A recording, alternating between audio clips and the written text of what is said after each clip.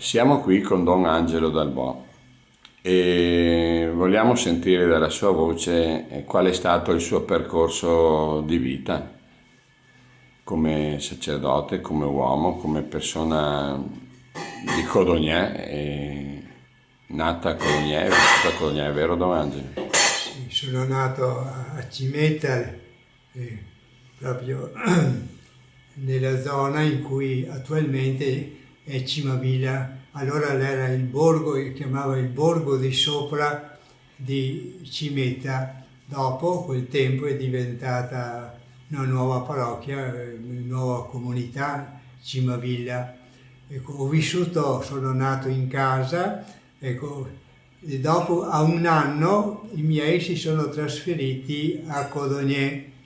Io sono cresciuto nella comunità di Codognè fino a quando sono diventato sacerdote il 29 giugno 1962.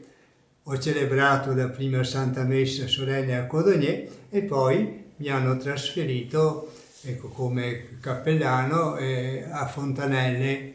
Lì sono stato 3 anni, poi da Fontanelle sono passato a Faè di Oderzo, ecco, da Faè di Oderzo, e che contemporaneamente dopo a un certo punto andava a aiutare anche l'Istituto Moro, il direttore là nel pomeriggio, qualche ora, mi hanno trasferito a Villa di Mel, dove sono rimasto 4 anni, sempre come cappellano, perché dovevo rimanere là un mese e due perché il parroco era ammalato in ospedale e dopo sono passati 4 anni perché aveva bisogno naturalmente di aiuto.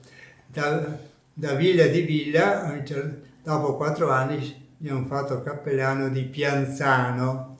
Ecco, lì sono rimasto 2 anni, è stata una bella esperienza, anche perché Pianzano è vicino, è confinante con Codognè, quindi la mentalità è molto uguale.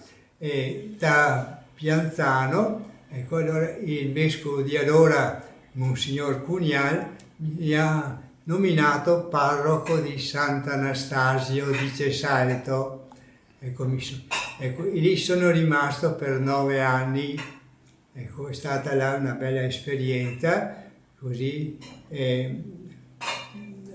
Poi da Sant'Anastasio, ecco, sono stato trasferito con Monsignor Ravignani a Cimetta di Codognè e lì sono rimasto per 26 anni come parroco.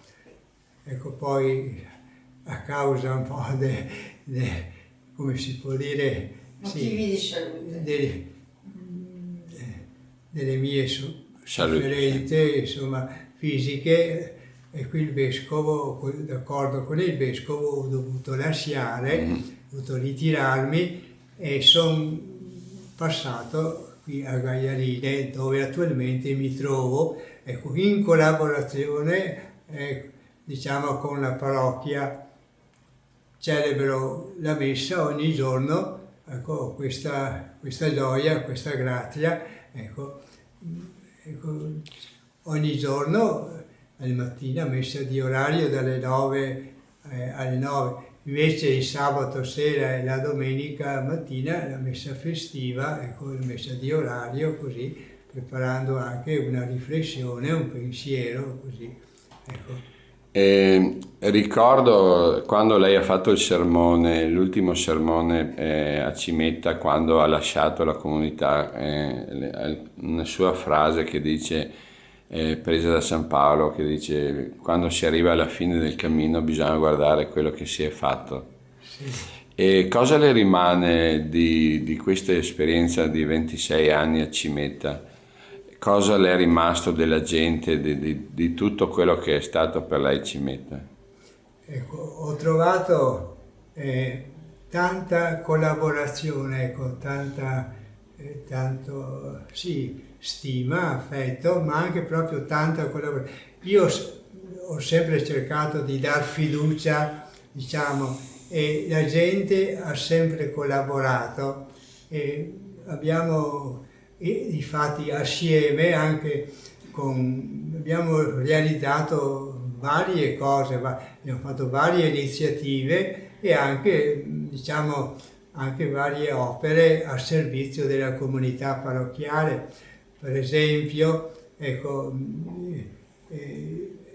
c'erano i festeggiamenti in onore di Sant'Ulderico, il patrono, poi la fiera degli uccelli, prima domenica di agosto, ecco così. Nell'ambito dei festeggiamenti ho introdotto la pesca di beneficenza, ecco, sì, e così. E poi qualche altra iniziativa, come per esempio la raccolta del ferro annuale, e con il ricavato di queste iniziative e di altre abbiamo cercato di diciamo, sistemare, ecco, le opere parrocchiali, ecco, prima di tutto la scuola materna, la chiesa, ecco, il tennis club, il campo da giochi, così abbiamo creato un campo sportivo che prima non c'era, ecco, così abbiamo... No. Comunque a me è rimasto proprio questo bel ricordo, insomma, ecco, di questa collaborazione che ho trovato nella comunità di Cimetta, insomma, ecco, c'è stato questo rapporto, però proprio, sì. Di amicizia e di affetto, diciamo, sì. E di Che ha... collaborazione proprio sincera. Voglio fare anche i rumori, scusa. Vengo a No, fare quel no, rumore. no. Ah. No. Come vede adesso, per esempio, se dovesse lasciare un messaggio alle nuove generazioni rispetto a quello che poteva essere il messaggio che avrebbe dato 30-40 anni fa, cos'è cambiato e di cosa hanno bisogno secondo lei le nuove generazioni per crescere, tenendo conto delle nostre tradizioni, le nostre radici qui, diciamo, venete, anche che ci hanno sempre insegnato i nostri genitori a essere forti e continuare nonostante le difficoltà. Qual è il suo messaggio, diciamo, per queste nuove generazioni? I giovani, le nuove generazioni, e come affrontare la vita, un messaggio che lei si sente di dare ai giovani per affrontare la vita anche con le difficoltà del momento che sono note, insomma, diciamo. Sì, intanto sì, cercare da parte di noi adulti, genitori, educatori in genere, ecco, di dare tanta fiducia ai giovani, cioè non lasciarli in balia di se stessi, ma cercare di instaurare un dialogo e coinvolgerli, diciamo, dando responsabilità a loro, ecco, cercando in modo che si sentano, diciamo, utili, attivi, ecco, e in modo che con questo impegno da parte loro possano evitare anche tanti pericoli in cui facilmente vengono coinvolti, perché oggi fa molta presa il gruppo, diciamo, no? Ecco, per cui tanti dopo si trovano coinvolti in questo gruppo e si lasciano trascinare, non riescono a reagire, ecco.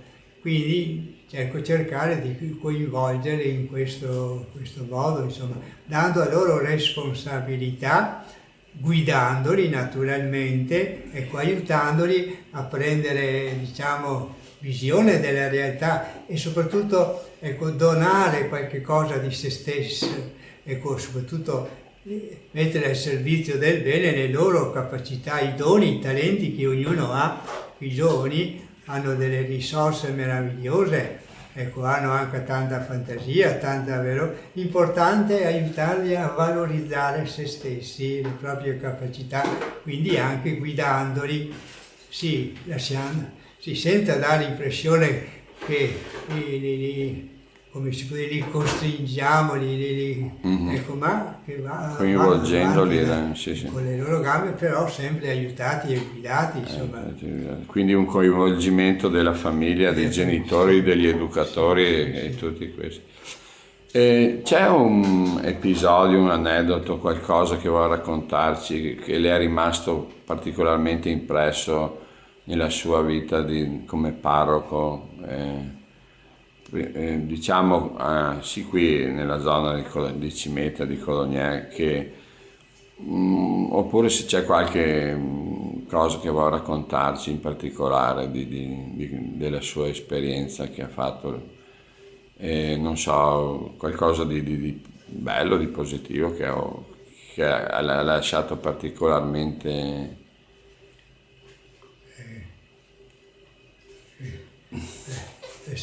Se poi cioè dopo perché io Sì, sì, penso un attimo, sì, sì, sì, dopo cosa sì. mai adesso. Se no, passiamo, in caso lei ci pensa, intanto passiamo alla prossima domanda. La sua ispirazione come parroco, come cappellano, quando ha cominciato il suo percorso, diciamo, come sacerdote, quali sono stati i personaggi della storia, religiosi, i santi, che l'hanno ispirata di più? Da, prima di diventare No, no, sacerdote. anche prima e dopo, se ci sono dei personaggi che l'hanno in qualche maniera ispirata nel suo percorso di sacerdozio, diciamo. Sì, i sacerdoti che ho incontrato da ragazzo, diciamo, mi hanno aiutato a maturare questo desiderio di diventare sacerdote. Sì, ho incontrato quando ho vissuto per un po' di tempo a Zelerino di Venezia dalle zie paterne, là ho incontrato il cappellano della parrocchia di Zelerino che dopo mi ha aiutato a realizzare questo sogno entrando in seminario a Venezia, per cui i primi 3 anni li ho trascorsi là. Poi da Venezia, dal seminario di Venezia sono passato a Vittorio Veneto, quindi è stato, allora sì, sacerdoti di allora, ma anche con Don Carlo, ecco, che era il più anziano, ecco, dopo c'era Don Battista, ecco, sì, altri sacerdoti là che erano nativi di Codogné come sì, Monsignor Giuseppe Moras, Sì. ecco, dopo c'era Don Pietro de Bettin, Don Olivo Lucheta, che erano nativi là di così, ecco, queste figure che ho incontrato mi hanno aiutato, ecco, mi ricordo, sì, a maturare la mia vocazione, insomma, ecco, soprattutto poi è stato, ecco, ha avuto molto, diciamo, influsso di me anche il Don Giuseppe Rui, che è il parroco attuale, che quando mi ha lei aiutato, era... sì,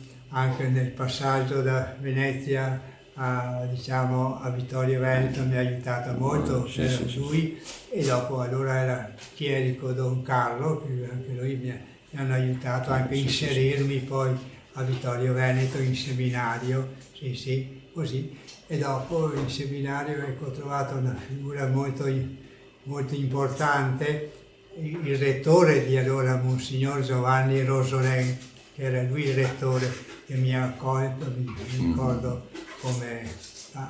anzi, prima c'era, faccio una rettifica, prima c'era, proprio quando sono entrato, c'era Monsignor Fortunato Zoppas, che poi l'hanno fatto vescovo di Nocera Inferiore.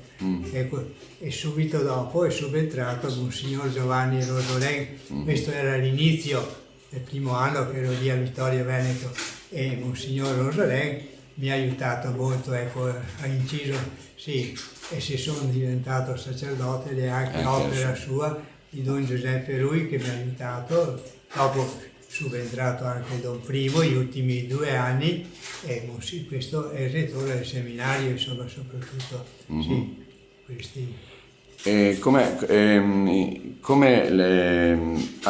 è cambiato secondo lei Codogné, Cimetta, Cimavilla Basso in questi anni? Vede un cambiamento, ci sono stati tanti cambiamenti, lo trovo sempre uguale, la gente, i luoghi, come descriverebbe Codogné oggi rispetto a quello che era quando lei era bambino? Adesso sì, ma c'è un cambiamento enorme, penso, ma adesso mi trovo un po' in difficoltà Sì, sì. in quanto perché dopo, una volta diventato sacerdote, sì, io sono uscito dal Codogné, Sì, sì, non ho avuto è tanti, entrato in un'altra avevo dei dimensione. contatti molto così molto veloci andando a trovare. Sì, sì. Sì, No, ma anche Cimetta, diciamo, che è stato, diciamo, la sua parrocchia per così tanti anni. I cambiamenti che ha visto, oltre a quelli che ci ha descritto prima,